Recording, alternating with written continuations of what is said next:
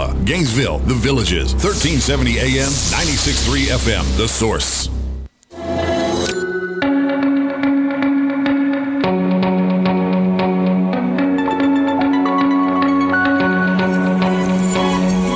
All right, 5 minutes after 11 o'clock. We've had a number of guests, actually, that were representing dogs. And when they come into the studio, I love it because they bring the dogs with them, right? Yes. I remember the time the lady who saves greyhounds, rescues greyhounds, yes, came into the studio, and these long-legged, long-snouted, skinny dogs. Remember? Yeah, I do. And they came over to me, two of them, and they came over to me, and I thought, oh my gosh, these dogs love me. I thought I was special. And then when we were done, we went out of the studio, and everybody else in the office was getting the same treatment. These dogs were just loving everybody. Oh my gosh, dogs have a special place in our hearts, don't they? Dr. Amy McCollough is on the phone. She is the National Director of the Lois Pope Life Center for Military Affairs, and she's on the phone to talk to us about the K-9 Medal of Courage that will be given to 4 heroic American military dogs. They will receive the nation's top honors for extraordinary valor and service to their country in a national award ceremony on Capitol Hill in Washington, D.C. I think it's tomorrow. Tomorrow. Oh, my gosh. The dogs are Jag, Taba, Summer, and Taker. Oh, my gosh. This is like the Teenage Mutant Ninja Dogs. Okay. I know. I'm getting chills. Dr. McCollough, I love those names. And good morning. How are you? Good morning. Doing great. What kind of dogs are they? 3 of them are Labrador Retrievers, and 1 is a Dutch Shepherd. Oh, wow. Well, I love dogs. Do you love dogs? You must love dogs, right? Absolutely love dogs. What is it about dogs? They're irresistible, aren't they? They're just nothing. You can't not like them. You can't. And, not only are they lovable, but they are so integral in helping protect our human lives overseas and wherever our troops are. I mean, they're actually extensions of human senses and abilities. And, even though there's tons of advancements in technology, dogs are the most effective way still to perform many of these scent detection tasks. It's amazing. I have a little story to tell you. On the last Thanksgiving, Robert and I went to New York for the Thanksgiving parade. And the place had security like I've never seen it before. I grew up there, and I went to the parade a lot when I was a kid, and I never saw this kind of security. We saw literally like military weaponry out on the streets just in case. But we also saw dogs. And I remember thinking, it's the dogs that will let them know if something's awry. Because by the time something goes wrong, these guys, it's already too late. Somebody's going to, obviously they can finish the job, but the dogs are going to let them know something's up, right? Exactly, yes. Their sense of smell can detect things well beyond before we can, or even technology can. It's amazing. I know. Did you ever wonder this, Doctor? I know this may seem off color, but a dog can smell so well, and yet he puts his nose right up against the butt of another dog. That part I can't explain. You would think he could do it from across the room. The dogs are absolutely amazing, and what's amazing is that we'll take Taker, for example, in Iraq and Afghanistan, where he was sniffing out explosives. I mean, how did he know not to get right on top of the explosives and get blown up? Yeah, that's a good question. Doctor? Are you there? Did she leave? I don't know. Doctor? The phone's still up there. I don't know if she can hear us. We don't hear her.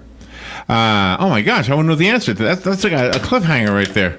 Yeah. No, it's not your headset. Okay. Doctor. Oh, my gosh. Oh, no. I guess the light went out. I guess they're going to try calling again. What happens sometimes? I know. I don't know. That's very disappointing. Anyway, so the award ceremony is tomorrow at 5:30. So one question would be, can we watch it or something? Can we participate in it? Yeah, but the dogs, they're just absolutely, absolutely amazing. I hope I didn't scare her away with my off-color question. Probably not. Doctor, is that you? Yes, sorry about that. I don't know what happened. I don't know. Could you hear us?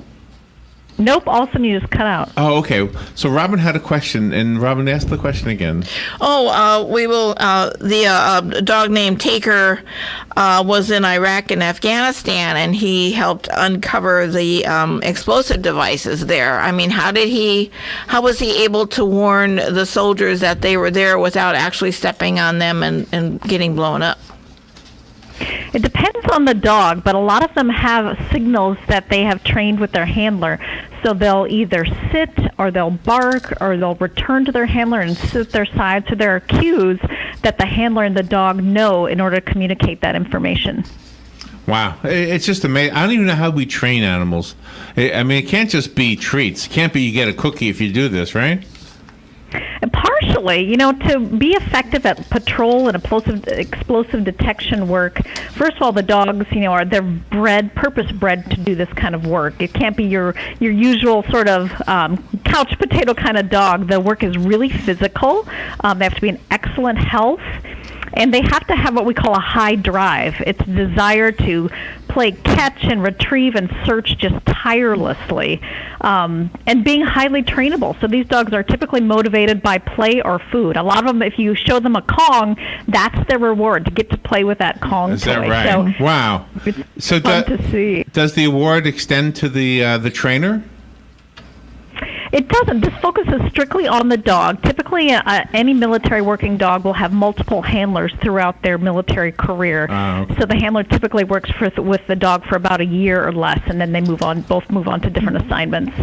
But I do like the story about Jag, since Jag has retired from the service, and then we were told that he was adopted by his best friend, retired Army Sergeant Dennis Dow. Right, and that's always the goal for the military, is when a military dog is ready to retire, they call the most recent handler to see if they would like to adopt the dog, and then they work backwards from there. So we're happy to say both Jag and Taker have been adopted by and reunited with one of their former handlers that they served alongside with. Wow. We have these horrible school shooting stories, and one of the ideas that we were tossing around was maybe we need more dogs on the campuses, these trained dogs with the handlers, of course. I don't know if that would help it or not. It just seems like they are able to help in the battlefield. They should be able to help on a school campus. Right. Dogs can be trained to detect gunpowder and weapons as well, so that absolutely could be an option. I mean, these dogs are amazing at the number of scents that they can be trained to detect. Yeah. And Summer is now working on the K-9 team for the Amtrak Police Department. Right. Summer's kind of a youngster at age 7. A lot of the dogs are a little bit older when they retire, so she is still working. She's back from serving in the Marines, but yes, now is helping us keep us safe, working with the TSA and Amtrak. Do you think that the dogs themselves know that they're doing something good for everybody? Do you think there's something, that they've got some kind of intuition about this? I don't know. I think more than anything, they think they're playing a game. These dogs love to chase and retrieve and get that reward of the Kong and the praise from their handler. So I think they're having fun, and they think of it as a fun game, which is great. Yeah, that's what makes dogs amazing. They just. So, is there any way that we can watch the ceremony? If you like to watch, you have to come to Capitol Hill tomorrow night. Oh, okay. All right. And since you yourself are with American Humane, they provide all the doctoring and things on gratis to the military dogs? You bet. All our honorees will receive lifetime veterinary care. In fact, a couple of our dogs have already had a few surgeries. This is a tough physical job they've had, and so American Humane is here to make sure they have all the comfort and attention medically that they need to live out their retirement in happy, healthy states. Wow. So the website I have here is AmericanHumane.org. Does the website have the story about the dogs and the honor that you're doing? It does. You bet. Go to AmericanHumane.org and click on our news section. You'll be able to read about all 4 honorees. Wow, you have a fun job. I do, don't I? I get to pet all these dogs. Oh, man. Aw. But this is absolutely amazing, because this isn't something that's brand new. It goes back to World War I, but it's really, really wonderful that we as humans appreciate the work that the military service dogs are doing, not just overseas with our troops, but also here with our police department and all of the law enforcement officers. Absolutely. They are so important to society and keeping us safe. And the other thing these dogs do, in addition to protecting us, is, you can't underestimate what these dogs are doing for morale with our troops and their handlers, and during downtime, just giving them a sense of home and normalcy when they're out there, keeping us safe. So these dogs are just great all around. Yeah, we had a sculptor, I guess, last week sometime, and she had sculpted a dog saluting. That's going to be part of a memorial in Guam. Is that where it is, in Guam? Yes, it's gonna, the copy will be in Guam, and the original is gonna be in North Carolina at the Veterans Memorial Park. Dr. Amy McCollough, thank you for being on the air with us today. I love this conversation. Thank you. You bet. Thank you. You're welcome. We'll be right back.